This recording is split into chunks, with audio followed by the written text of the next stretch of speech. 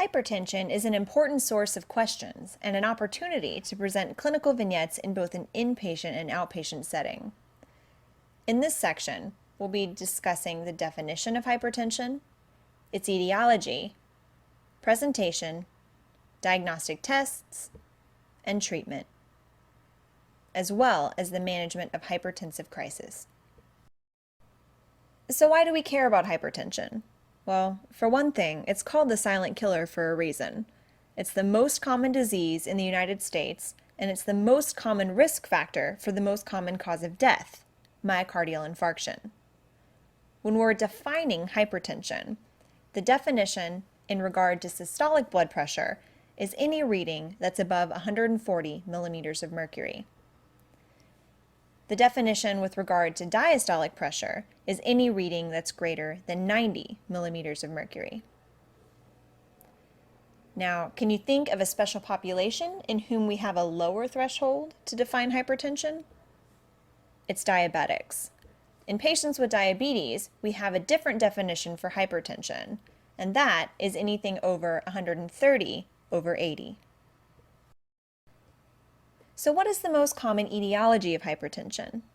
The correct answer is essential hypertension, or basically, we're not exactly sure what caused it. Secondary causes of hypertension are often tested, but are very uncommon in the population.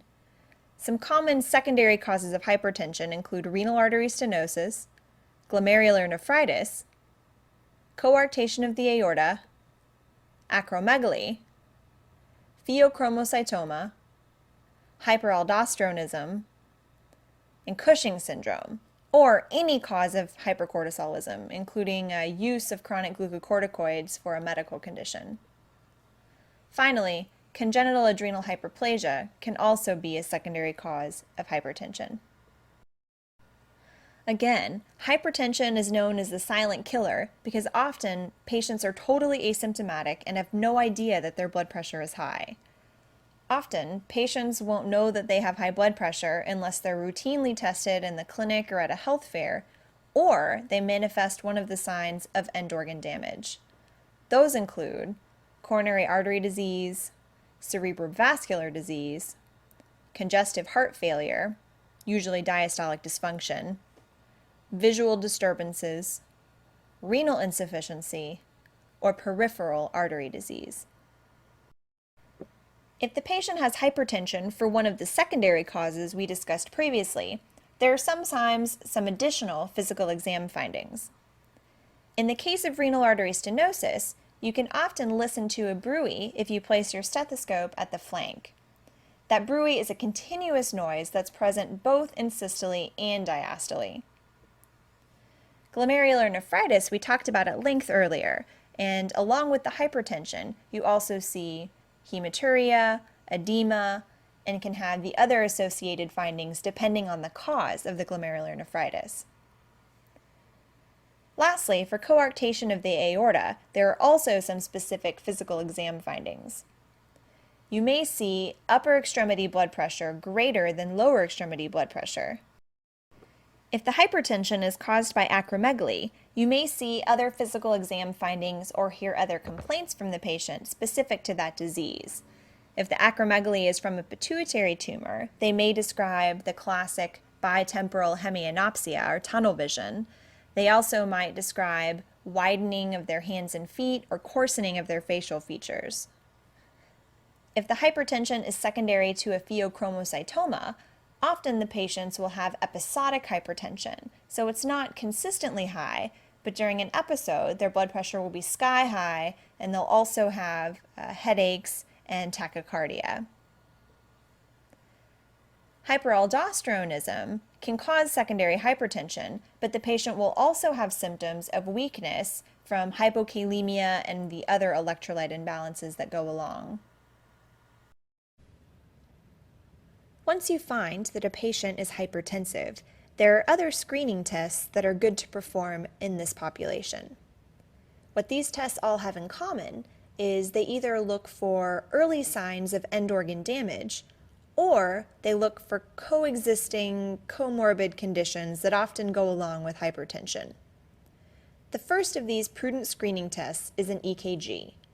This looks for coronary damage that may have come about as the result of long-standing hypertension. The second is urinalysis.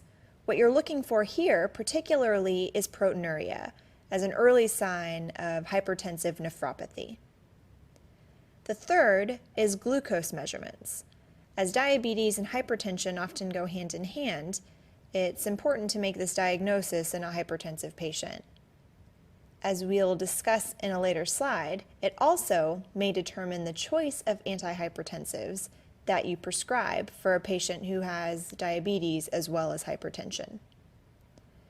Finally, it's important for hypertensive patients to undergo regular cholesterol screening, as hypertension and hyperlipidemia also often go hand in hand.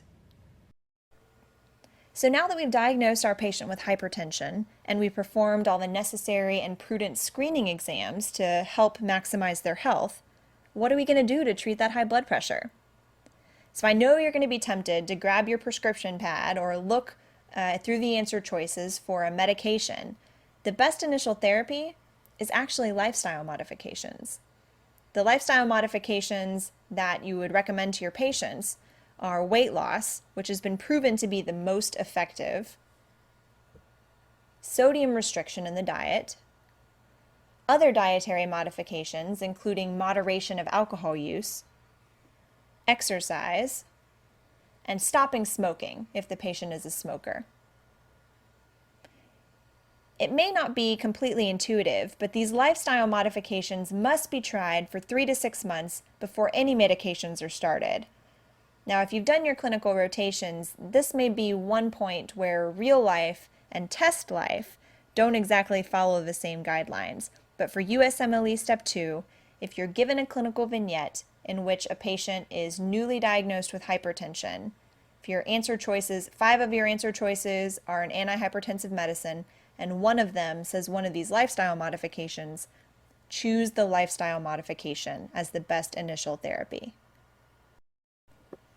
Okay, so let's say we did our due diligence and we had our patient who was hypertensive do all of the good lifestyle modifications for 6 full months. They come back to the clinic and they're still hypertensive. Now it's time to reach for our prescription pads and to prescribe something for this patient. So what are we going to write for? What is the best first-line drug for all comers, just the average patient off the street? The correct answer is hydrochlorothiazide, a diuretic. It's important to note that even though sometimes in clinic we'll see patients on 4 or 5 antihypertensives, 70% of the population is going to be controlled by a single medication. 90% of the population will be controlled with only 2 medicines. So there's a special case. We will prescribe hydrochlorothiazide as single agent treatment for just any old patient with hypertension. That is, unless the initial blood pressure is greater than 160 over 100. This meets criteria for stage 2 hypertension, and in this case, we want to prescribe 2 medicines immediately. So let's go back to our patient for whom we prescribed hydrochlorothiazide. Let's say he comes back a couple months later. His blood pressure is still elevated. The hydrochlorothiazide alone didn't do the trick. So what should we do now? The answer is to add a second medication. And there are 4 classes of second-line treatment that we can choose from. Those medicines are ACE inhibitors, their cousins, angiotensin receptor blockers, beta blockers, and calcium channel blockers. Occasionally, on the USMLE Step 2 and in real life, you'll be faced with a patient whose hypertension is particularly difficult to treat. Now, for this patient, you may have recommended lifestyle changes, you may have recommended a diuretic, you may have even tried other medicines that are appropriate for their comorbid conditions. But still, the patient's hypertensive. In these cases, we often use medications that aren't often prescribed, but can be useful in patients with refractory hypertension. There are 3 main classes of medicines that aren't used very often, but can sometimes have a place in treating a patient with difficult to control hypertension. The first category are central acting alpha agonists. These are medications such as alpha-methyl-dopa and clonidine. You'll also want to remember alpha-methyl-dopa as a medication that's safe to use in pregnancy. The second class of medications that aren't used too often for hypertension are the peripheral acting alpha antagonists. These include medicines like prazosin, terazosin, and doxazosin. You may recognize these medicines as drugs that are good for the treatment of BPH. Finally, we have our last class of infrequently used antihypertensives, the direct-acting vasodilators. These are medicines such as hydralazine and minoxidil. So, we talked about the use of hydrochlorothiazide as the best initial treatment for hypertension in a random person off the street. We talked about beta blockers, calcium channel blockers, ACE inhibitors, and ARBs as the best second-line treatments. And then we just talked on the last slide about the last-line, last resort medications for refractory hypertension. So all those things are true for a patient with no other medical problems. If the patient does have other medical problems, other diagnoses, you may want to start with a different medication instead of hydrochlorothiazide right off the bat. So, if you see something like coronary artery disease in the history of a patient, the best initial therapy isn't going to be a thiazide, but will be a beta blocker, ACE inhibitor, or angiotensin receptor blocker, because these have all been shown to decrease mortality and to decrease hospitalizations in patients with coronary artery disease. Likewise, if you have a diabetic patient in whom you want to prescribe an antihypertensive, you wouldn't want to start with a thiazide. You would want to start with an ACE inhibitor or an angiotensin receptor blocker. Why is that? Because both of these medications have been shown to reduce or slow down protein loss by the kidney and prevent the progression of diabetic nephropathy. If a patient has hypertension but also has benign prosthetic hypertrophy, again, you wouldn't want to start right away on a thiazide. Instead, you would use an alpha blocker. Why is that? Because it's going to do double duty for you. It's going to help control the hypertension, and it's going to reduce the obstructive urinary symptoms the patient's experiencing. If the patient has hypertension and also suffers from depression or asthma, you definitely don't want to use a beta blocker. This is because beta blockers can act on the beta receptors in the lungs and worsen bronchospasm in patients with asthma. Beta blockers have also been shown to worsen depression, so you'll want to stay away from those if a patient has that coexisting diagnosis. In patients with hyperthyroidism, you want to use a beta blocker first. That's because beta blockers can act on the beta receptors in the heart and reverse or prevent some of the effects of excess thyroid hormone on the heart. In a patient with osteoporosis and hypertension, you're going to want to use a thiazide. That's because of its effect on calcium. We've spoken a lot about hypertension so far. Remember that the definition for hypertension is any blood pressure reading over 140/90.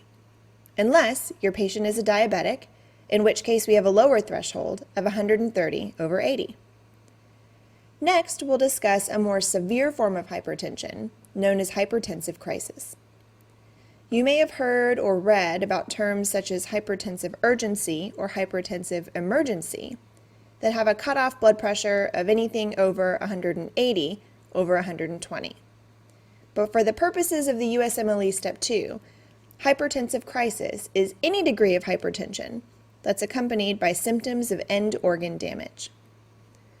These symptoms occur when the blood vessels that lead to an organ are affected by the high blood pressure.